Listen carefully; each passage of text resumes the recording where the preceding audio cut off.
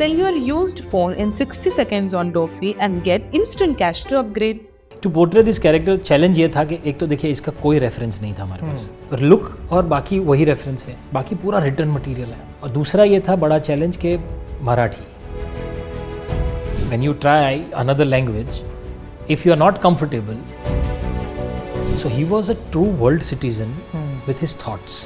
अपनी पत्नी के साथ उनका एक जो रिलेशन रहा, थिएटर्स में जो होता है वो अमूमन एक दिन में या उसी दिन रात तक या अगले दिन तक रिजल्ट आ जाता है, चाहे वो बॉक्स ऑफिस के कॉन्टेक्स्ट में हो, चाहे वो रिव्यूज़ के कॉन्टेक्स्ट में हो।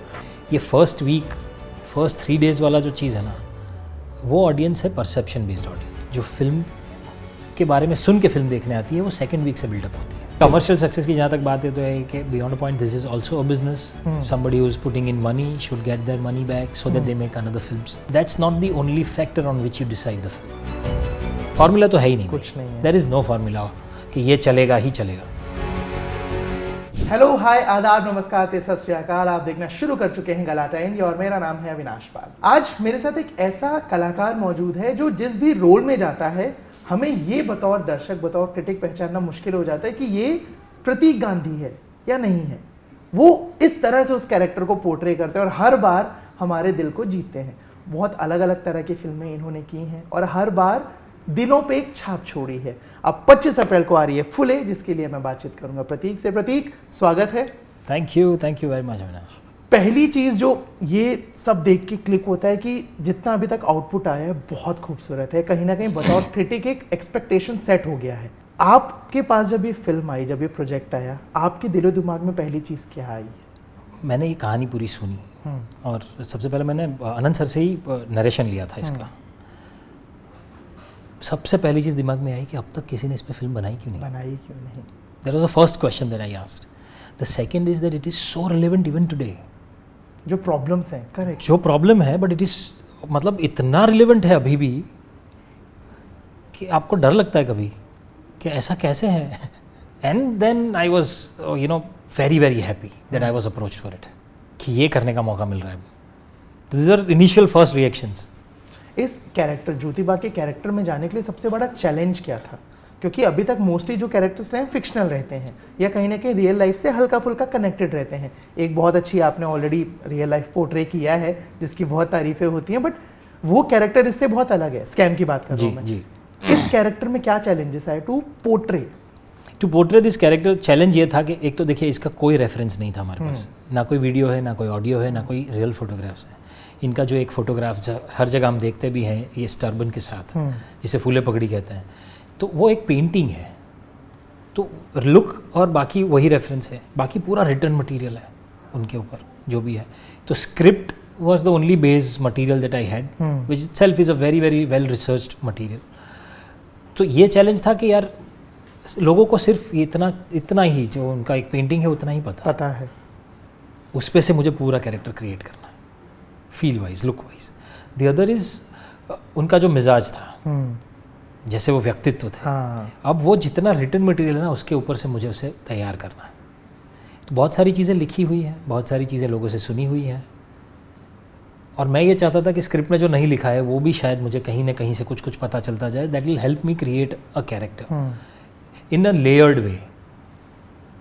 तो आपको मैं महात्मा की कहानी नहीं बता रहा हूँ, मैं आपको एक इंसान की कहानी बता रहा हूँ जो अपने जीवन में वो सब कुछ कर चुके जिसकी वजह से हम उन्हें महात्मा कहते हैं। और दूसरा ये था बड़ा चैलेंज के मराठी। तो मराठी मेरी पहली भाषा नहीं है, मैं उसमें सोचता नहीं हूँ।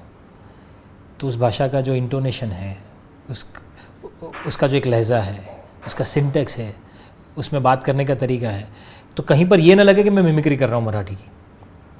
When you try another language, if you are not comfortable, especially on screen, बहुत ही easily पकड़ में आ जाता है वो। It puts you off, पता चल जाता है तुरंत। तो मुझे वो लहजा, वो सारे प्रोनाउंसिएशन, उस टाइप का जो सेंटेंसेस तब बनते थे मराठी में जिस हिसाब से बात होती थी, वो एक जानना ज़रूरी था मेरे लिए।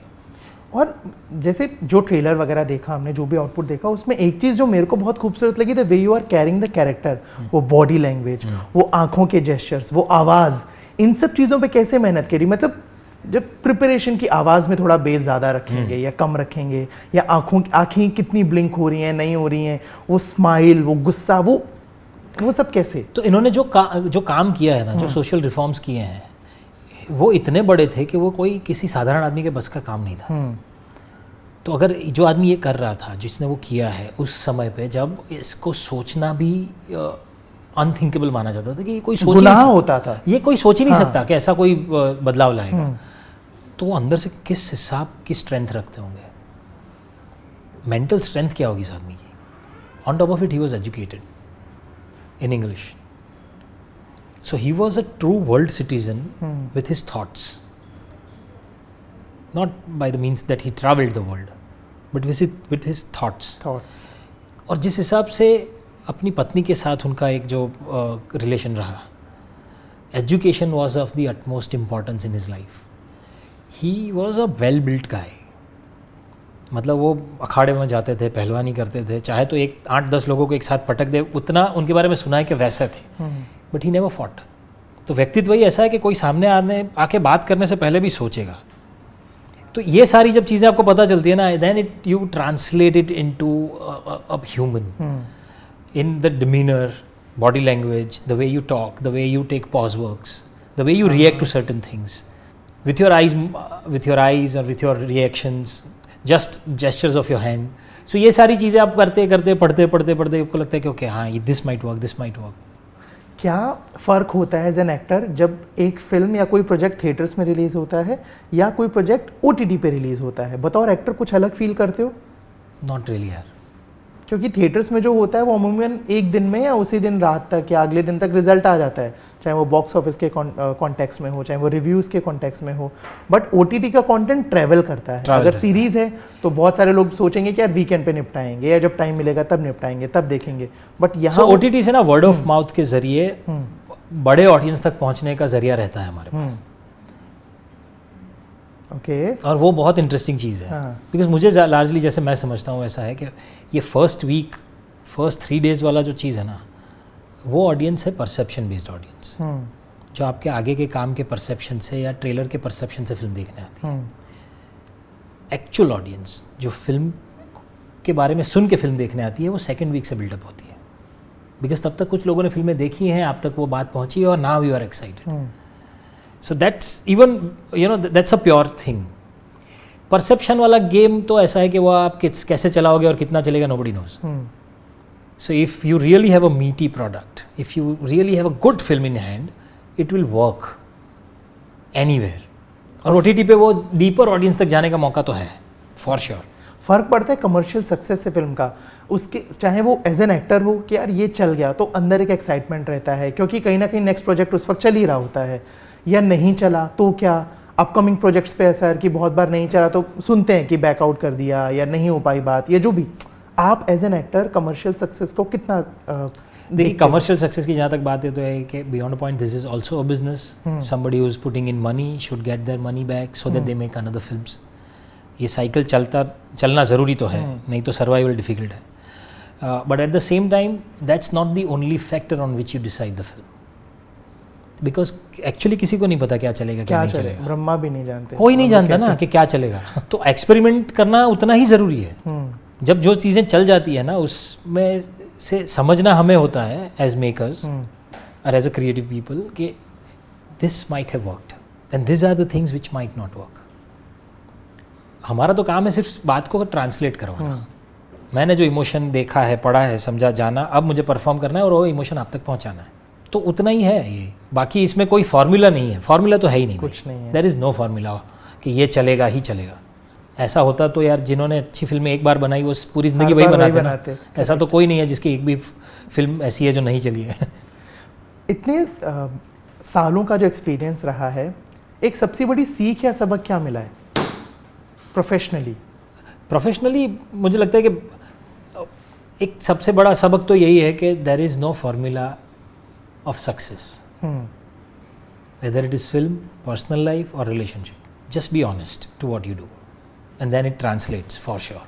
आपको लगता है OTT से थिएट्रिकल ऑडियंस पे फ़र्क पड़ा है? जैसे ऑस्कर में जो अनोरा के डायरेक्टर उन्होंने भी बोला कि थिएटर्स लोग नहीं जा रहे हैं, कम जा रहे हैं, do you feel the same कि OTT से कहीं ना कहीं थिएटर्स की ऑडियंस पे फ़र्क पड़ा है? अब ये भी बहुत बार होता है, चाहे अच्छी फिल्म हो, चाहे बुरी हो, चाहे बड़े बजट की हो, छोटी हो, इतने दिनों बाद किसी ना किसी OTT पे आ जाएगी, तब देख लेंगे। हाँ तो यार ये when you have this option कि मैं यहाँ देख ही सकता हूँ, so there is a little lesser drive in you to push yourself, go out, book a ticket and then drive. और मुंबई में तो मतलब आपको एक जगह से दूसरी जगह जाना मतलब उसमें ही 2 घंटा लगेगा, फिल्म 2 घंटे की, ऊपर से ट्रैवल 3.5 घंटा करो तो वो ड्राइव तो थोड़ा आपको कम हो ही जाएगा। And it works as a deterrent कि ठीक है ना, आई हैव एन ऑप्शन यार।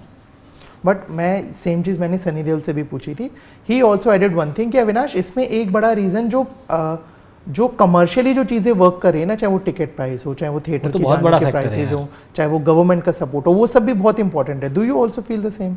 Ticket prices yes, for sure, for sure. In fact मुझे तो लगता है कि पहला वीक ऐसा होना चाहिए where you keep the ticket prices less, let the audience come in, decide how good or bad is the film, and the second week onwards put up your prices.